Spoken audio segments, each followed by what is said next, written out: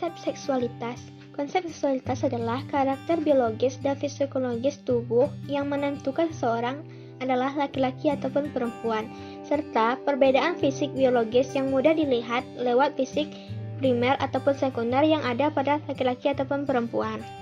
Sedangkan seksualitas itu sendiri merupakan ruang kebudayaan manusia untuk mengekspresikan dirinya terhadap orang lain dalam artian yang sangat kompleks, menyangkut identitas dirinya, tindakan seksual, perilaku seksual, dan orientasi seksual. Selanjutnya itu perbedaan seks dan seksualitas. Seks merupakan komponen dari seksualitas. Seks itu sendiri adalah jenis kelamin, sedangkan seksualitas merupakan dimensi yang lebih luas, yaitu biologis, sosiologis, psikologis, dan kultural, yang mana dimensi biologis merupakan berkaitan dengan sistem reproduksi dan alat kelamin. Selanjutnya yaitu seks sebagai kodrat Tuhan. Berdasarkan kajian dalam buku fikih seksualitas, istilah seks adalah sebuah konsep pembedaan jenis kelamin manusia berdasarkan faktor-faktor biologis, hormonal, dan patologis.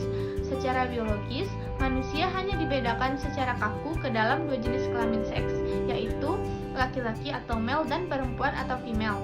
Organ seks laki-laki antara lain berupa penis dan testis. Sebaliknya, manusia berjenis kelamin perempuan mempunyai vagina, klitoris, dan rahim.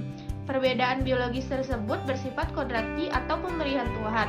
Tak seorang pun yang dapat membuat persis atau mengubahnya secara persis. Maka dari itu disebut juga seks sebagai kodrat Tuhan. Selanjutnya itu adalah seksualitas sebagai produk sosialisasi diri. Seksualitas adalah sebuah proses sosial budaya yang mengarahkan hasrat atau berahi manusia. Seksualitas dipengaruhi oleh berbagai interaksi faktor-faktor seperti faktor biologis, psikologis, sosial, ekonomi, dan lain-lain. Seks merupakan hal yang diberikan atau given. Sebaliknya, seksualitas merupakan konstruksi sosial budaya. Seksualitas adalah konsep yang lebih abstrak, mencakup aspek yang terhingga dari keberadaan manusia, termasuk di dalamnya aspek fisik, psikis, emosional, politik, dan hal-hal yang berkaitan dengan kebiasaan manusia. Seksualitas bagaimana dikonstruksikan secara sosial adalah pernyataan dan penyangkalan secara rumit dari perasaan dan hasrat. Nah, tidak heran jika seksualitas ini mempunyai konotasi baik positif maupun negatif serta mengakar dalam konteks masyarakat umum. Selanjutnya, pengertian kesehatan seksual. Menurut WHO tahun 2002, kesehatan seksual adalah suatu keadaan sejahtera secara fisik, emosi, mental, dan sosial dalam kaitan dengan seksualitas, bukan hanya tidak ada penyakit, disfungsi, dan kekurangan. Dan pengertian kesehatan seksual menurut lainnya adalah integrasi aspek fisik, emosi, intelektual, dan sosial kehidupan seksual dengan cara memperkaya diri secara positif. Selanjutnya, menurut Freud, kepribadian orang terbentuk pada usia sekitar 5-6 tahun, meliputi beberapa tahap. Ada 5 tahap. Yang pertama, tahap oral. Yang kedua, tahap anal. Yang ketiga, tahap falik. Yang keempat, tahap laten. Dan yang terakhir, tahap genital. Baiklah, selanjutnya saya akan menjelaskan mengenai dimensi seksualitas. Yang pertama, dimensi sosiokultural. Seksualitas dipengaruhi oleh norma dan peraturan kultural yang menentukan apakah perilaku yang diterima di dalam kultur. Keragaman kultural secara global menciptakan variabilitas yang sangat luas dalam norma seksual dan menghadapi spektrum tentang keyakinan dan nilai yang luas. Misalnya nih, termasuk cara dan perilaku yang diperbolehkan selama berpacaran, apa yang dianggap merangsang, tipe aktivitas seksual, sanksi dan larangan dalam perilaku seksual, dengan siapa seseorang menikah, dan siapa yang diizinkan untuk menikah. Kemudian yang kedua ada dimensi agama dan etik. Nah, seksualitas juga berkaitan dengan standar pelaksanaan agama dan etik. Ide tentang pelaksanaan seksual, etik, dan emosi yang berhubungan dengan seksualitas membentuk dasar untuk pembuatan keputusan seksual. Spektrum sikap yang ditunjukkan pada seksualitas direntang dari pandangan tradisional tentang hubungan seks yang hanya dalam perkawinan sampai sikap yang memperbolehkan individu menentukan apa yang benar bagi dirinya. Keputusan seksual yang melewati batas kode etik individu dapat mengakibatkan konflik internal. Kemudian yang ketiga ada dimensi psikologis. Seksualitas bagaimanapun mengandung perilaku yang dipelajari. Apa yang sesuai dan dihargai dipelajari sejak dini dalam kehidupan dengan mengamati perilaku orang tua. Orang tua biasanya mempunyai pengaruh signifikan pertama pada anak-anaknya. Mereka sering mengajarkan tentang seksualitas melalui komunikasi yang halus dan non-verbal tentunya. Seseorang memandang diri mereka sebagai makhluk seksual berhubungan dengan apa yang telah orang tua mereka tunjukkan kepada mereka tentang tubuh dan tindakan mereka. Orang tua memperlakukan anak laki-laki dan perempuan secara berbeda berdasarkan gender. Selanjutnya adalah dimensi biologis. Seksualitas berkaitan dengan perbedaan biologis antara laki-laki dan perempuan yang ditentukan pada masa konsepsi. Material genetik dalam telur yang telah dibuahi terorganisir dalam kromosom yang menjadikan perbedaan seksual. Ketika hormon seks mulai mempengaruhi jaringan janin, genitalia membentuk karakteristik laki-laki dan perempuan.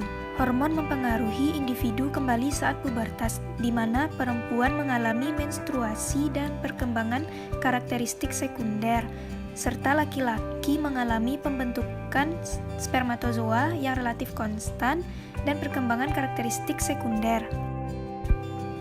Orientasi seksual adalah kecenderungan atau sikap seseorang untuk menjadi heteroseksual, homoseksual, ataupun biseksual. Dalam kajian seksualitas, pembahasan tentang orientasi seksual tidak terikat dengan norma atau hukum tertentu, selain membicarakan substansi kecenderungan orang. Hanya saja, pembahasan tentang orientasi seksual dari sudut pandang hukum banyak dibicarakan dalam topik kajian lain. Dalam sudut pandang seksualitas, orientasi seksual adalah bagian dari aspek kehidupan seseorang. Jenis-jenis orientasi seksual. Yang pertama adalah heteroseksual. Heteroseksual berarti orientasi yang membuat seseorang tertarik pada lawan gendernya. Misalnya, seorang pria tertarik secara emosional dan seksual kepada seorang wanita. Heteroseksual mungkin menjadi orientasi yang paling mayoritas atau paling banyak dikenali. Yang kedua adalah homoseksual. Homoseksual adalah orientasi individu yang memiliki ketertarikan fisik, emosional, seksual, dan romantisme terhadap individu lain yang memiliki gender sama. Pria yang tertarik pada pria lain disebut dengan gay, dan wanita yang tertarik dengan wanita lain disebut dengan lesbian. Yang ketiga yaitu biseksual. Biseksual adalah ketertarikan seorang individu dengan dua gender, yakni yang ia miliki dan gender yang lainnya. Contohnya, ada seorang wanita yang menyukai laki-laki namun juga tertarik terhadap perempuan. Yang keempat yaitu aseksual.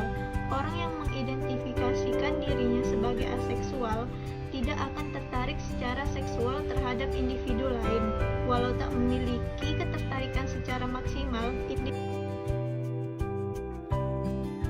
Yang kelima yaitu aromantik. Apabila individu aseksual tidak memiliki ketertarikan seksual, orang yang aromantik ini tidak memiliki ketertarikan romantis terhadap orang lain. Walau berbeda, orientasi ini bukanlah orientasi yang eksklusif. Dalam artian, individu aseksual juga mungkin mengidentifikasikan dirinya sebagai individu aromantik. Yang keenam yaitu androseksual. Androseksual adalah orientasi atau ketertarikan terhadap pria atau seorang yang maskulin.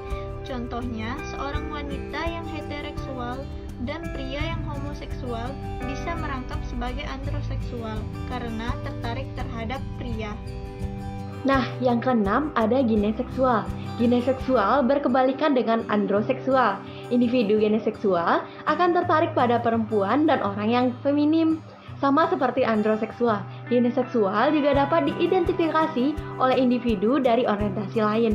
Misalnya, wanita homoseksual atau lesbian, dan pria heteroseksual bisa dikatakan sebagai gineseksual karena tertarik pada perempuan. Nah, yang selanjutnya, yang ketujuh ada dimeseksual.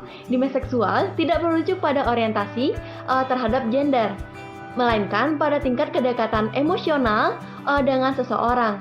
Orang yang mengidentifikasi diri sebagai individu dimeseksual hanya bisa tertarik pada seksualitas dengan seseorang apabila sudah merasa dekat secara emosional. Kedekatan tersebut bisa terbangun dengan cepat maupun setelah bertahun-tahun bersama. Nah, yang ke-8 ada panseksual. Panseksual disebut juga omniseksual. Omni merujuk pada istilah yang artinya semua. Dengan demikian, individu panseksual dapat tertarik terhadap semua jenis kelamin atau seks maupun gender.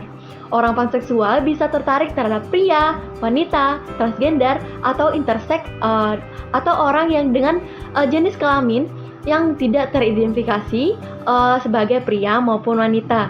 Atau gender ketiga, yaitu individu yang tidak mengidentifikasi diri sebagai perempuan maupun laki-laki, hingga queer.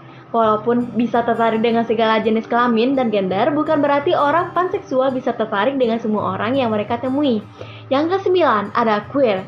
Queer disebut juga sebagai payung untuk orang yang merasa label-label di atas tidak mencakup orientasi yang ia miliki. Namun, khusus bagi orang-orang non-heteroseksual dan non-gender, misalnya, walaupun seorang wanita tertarik terhadap wanita lain, ia mungkin tak ingin melabeli dirinya sebagai seorang lesbian.